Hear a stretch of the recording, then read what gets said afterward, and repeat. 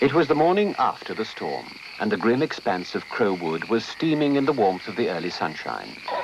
Drops of sparkling water still clung to every leaf and branch, and from the rain-soaked floor of the forest came forth the heavy scent of nature's growth. Baldmoney and Sneezewort had awoken early that morning, and now, while Squirrel was off collecting more nuts for breakfast, they were taking a stroll to see the lie of the land. In fact, after a stormy night at the top of the pine tree, they were more than thankful to be on the ground again. "Why don't we make for the folly?" said Baldmoney. "We might pick up some news of Cloudberry." "Or catch some minnows for breakfast," answered Sneezewort, and they tramped on through the sodden undergrowth. It was when they came into a small clearing, however, that they stopped dead in their tracks. There before them stood the most splendid bird they'd ever seen. His head was bottle green, with 100 dancing lights upon it. His breast the colour of beaten copper. The body was barred with cross marks of bluey black, and finished off with a long and pointed tail. On either cheek were scarlet wattles, and on the head 2-eared horns of green and blue feathers. To complete the vision, he had on either leg a sharp, pointed spur. Good morning," called Baldmoney as the two gnomes stepped forward. The bird looked down at them with a cold, disdainful stare. "May I ask what you are doing in my wood? Have you permission to come on private property?" The gnomes felt anger mounting within them. Who did this arrogant creature think he was? "Private property?" queried Baldmoney. "There's no such thing in nature. The woods and the fields belong to the earth, and so do we all." The pheasant moved forward in a somewhat aggressive manner. "You are trespassing. Only we pheasants are allowed in this wood. If you don't leave this instant, I shall call Giant Grum." Baldmoney looked up coolly. "Let me tell you something, my fine feathered friend. This wood is no more yours than ours.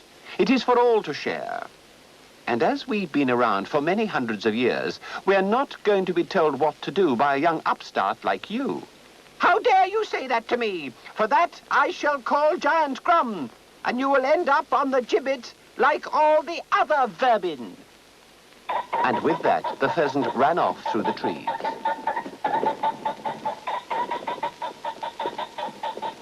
"Now what?" asked Sneezewort. "If he has gone to fetch Grum, we're in real trouble." Baldmoney looked serious. "Every creature in this wood's in trouble, Sneezy. That's why they're always in hiding. But if we hide, we'll never hear news of Cloudberry. So let's push on." Heading toward the sound of the Folly Brook, they walked down a narrow grassy path hedged in on either side with tall bracken. It was an avenue of green, the hidden path of small animals that wandered here and there under brambles, round the stumps of trees, and under fallen branches, until at last it reached the bank of the stream. And here, Baldmoney suddenly stopped. "Look ahead," he whispered, and Sneezewort saw it too. There, beyond a small thicket of hazel, was a faint mist of blue. "Someone's lit a fire," exclaimed Sneezewort. "What's more, they're cooking fish," replied Baldmoney, sniffing the air.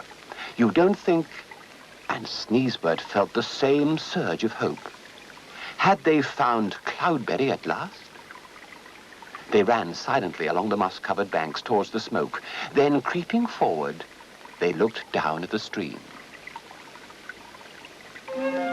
There, close to the water, with his back towards them, was a gnome, busy frying something over a fire. On a shingle spit beyond was Otter, eating a perch.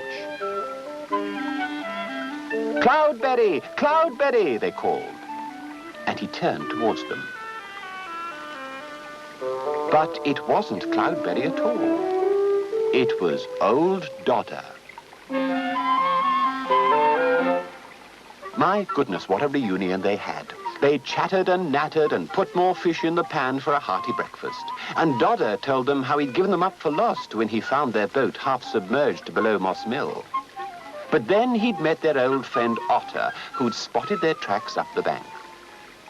So Otter brought me all the way to Crow Wood. And here's something else, that the dragonfly was hardly damaged at all.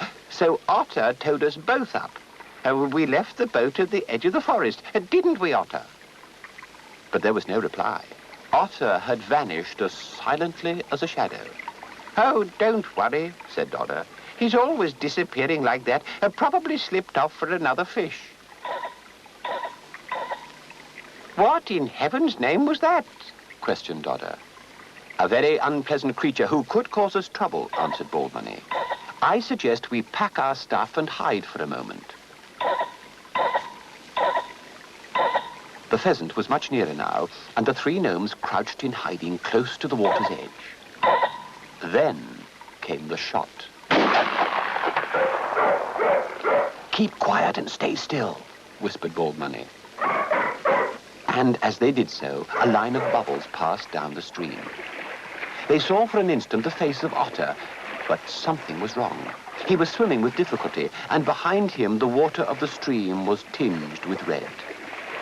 Oh, my God, he's been shot, exclaimed Sneezewort, and he felt the tears run down his cheeks. Shut up, whispered Baldmoney, or we'll all be shot. But Sneezewort saw that his brothers, too, were crying. At that moment, a twig snapped behind them. They spun round. There, towering above them and blotting out the sun, stood a gigantic figure.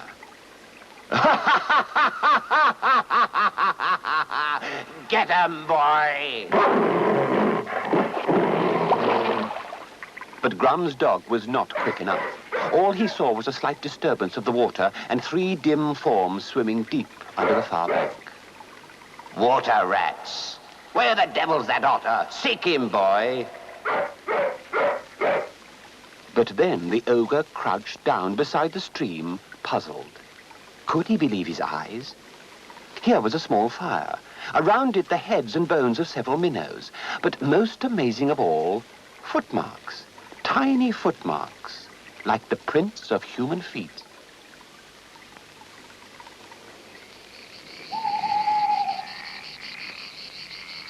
Many hours later, at the close of day, the three gnomes had searched and searched for poor Otter, but even with Squirrel's help, they had found nothing. There's only one more place to look, said Squirrel sadly. I'll take you there, but I warn you, it won't be pleasant.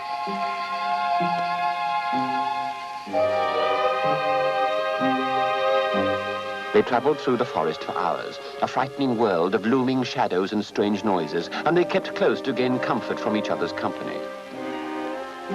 Then, at last, they came to a small clearing, where the pale moonlight bathed the forest floor with a gentle sheen of white.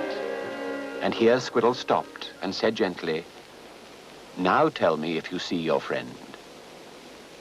They looked up and beheld a most grisly sight.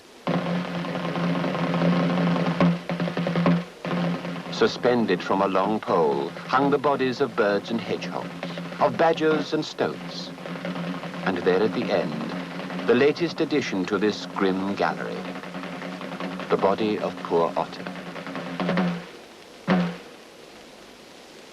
For a moment there was absolute silence.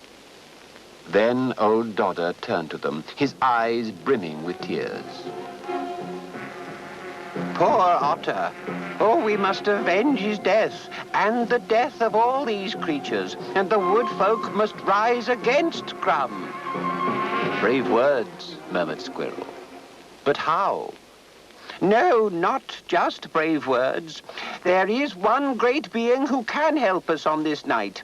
For, in case you have forgotten, it is now Midsummer's Eve.